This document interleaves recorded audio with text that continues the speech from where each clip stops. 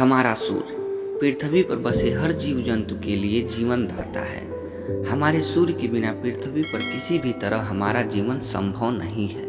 यदि सूर्य नहीं रहेगा तो धरती पर अंधेरा हो जाएगा और पूरी धरती बर्फ के ढेर में दब जाएगी। सूर्य की ऊर्जा के बिना जो जीवन की अस्तित्व ही असंभव है, लेकिन लगभग 4.5 अरब साल से चलता आ रहा है सिलसिला। ऐसे ही चलेगा क्या सूर्य और सौरमंडल का अस्तित्व हमेशा के लिए रहेगा?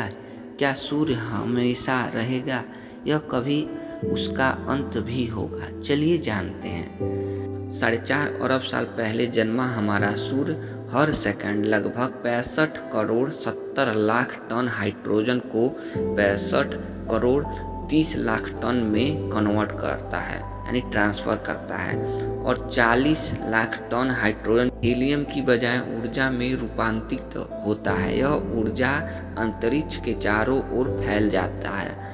ऐसे सूर्य हर सेकंड अपना पदार्थ बुना रहा है, लेकिन ऐसा कब तक चलेगा? तो इस प्रश्न का जवाब यह है कि यह प्रक्रिया लगभग 5 अरब साल तक चलेगा।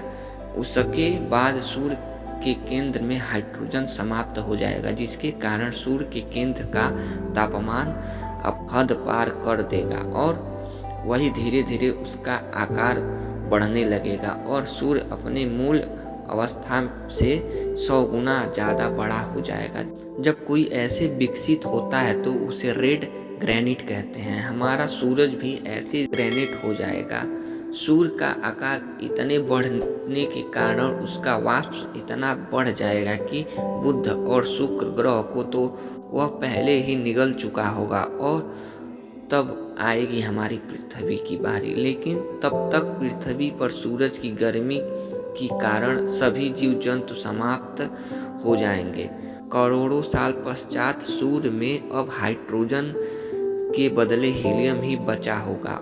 वह हीलियम तब कार्बन के रूपांतरित होना शुरू होगा और फिर भी बढ़ता रहेगा। धीरे धीरे उसके बाहर भी परत छाल की तरह उखड़कर अंतरिक्ष में बिखर जाएगा।